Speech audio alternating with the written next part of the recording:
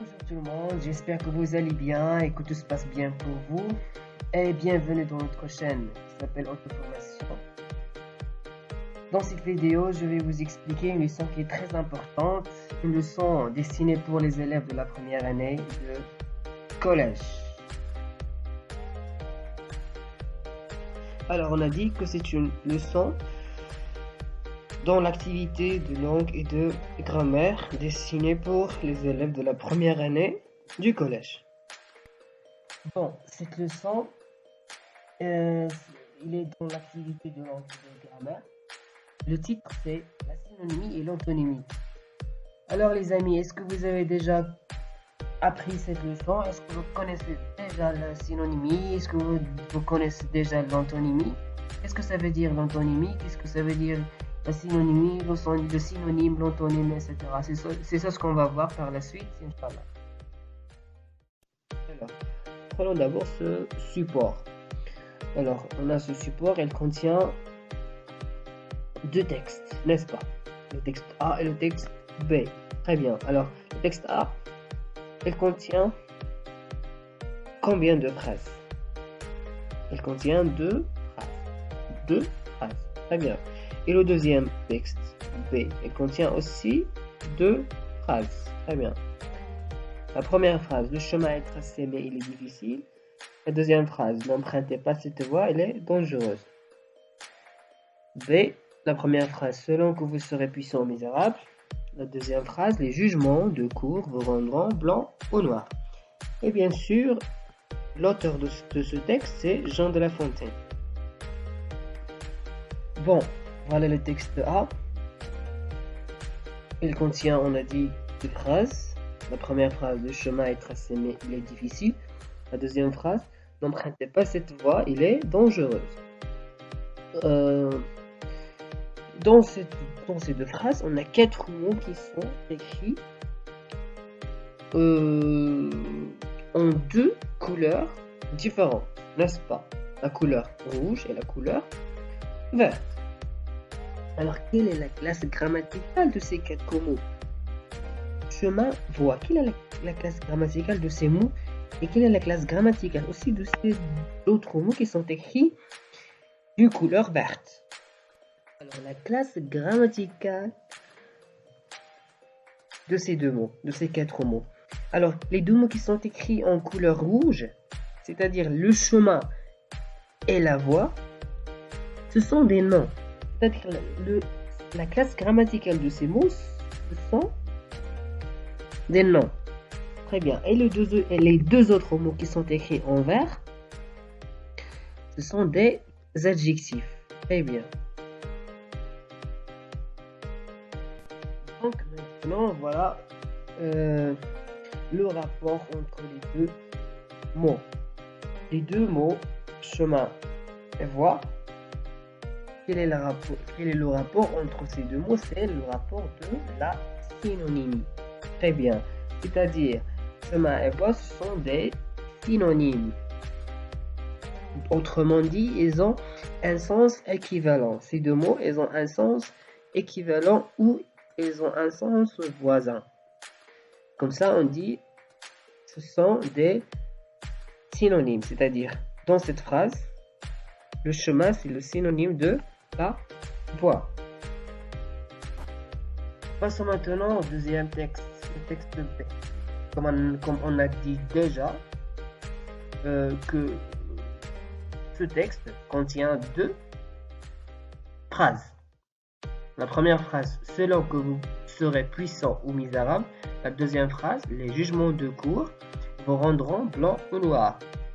La même chose pour ce texte, on a quatre mots qui sont écrits de deux couleurs différentes. Pour les deux premiers, c'est le violet, et pour les deux derniers, c'est le jaune. Alors, quel est le rapport entre les deux premiers mots et quel est le rapport aussi entre les deux derniers mots? Ce sont d'abord la classe grammaticale, ce sont des adjectifs. Les quatre mots, ce sont des adjectifs. Mais le rapport, on va voir par la suite. Alors, le rapport entre ces deux mots, puissant et misérable, c'est un rapport d'antonymie. Qu'est-ce que ça veut dire un rapport d'antonymie? C'est-à-dire ces deux mots, ils ont un sens contraire. C'est-à-dire dans cette phrase, puissant, c'est le contraire de misérable. Autrement dit, puissant, c'est l'antonyme de misérable. Le rapport entre les deux derniers mots, blanc et noir, la même chose. Blanc, c'est le contraire de noir. Ils ont un rapport d'antonymie. Regardez avec moi ce tableau. On a phrase, rapport entre les mots, classe grammaticale. Et on a deux phrases. La première phrase, Marrakech est une belle et splendide ville. La deuxième phrase, entre le matin et le soir, j'étudie à l'école. Bon, la première phrase contient aussi deux mots, belle, splendide. Le rapport entre ces deux mots, c'est la synonymie. C'est un rapport de synonymie. La classe grammaticale de ces deux mots sont des adjectifs. Très bien. Alors, c'est le rapport de synonymie, c'est-à-dire splendide, c'est le synonyme de belle. Passons maintenant à la deuxième phrase. Entre le matin et le soir, j'étudie à l'école.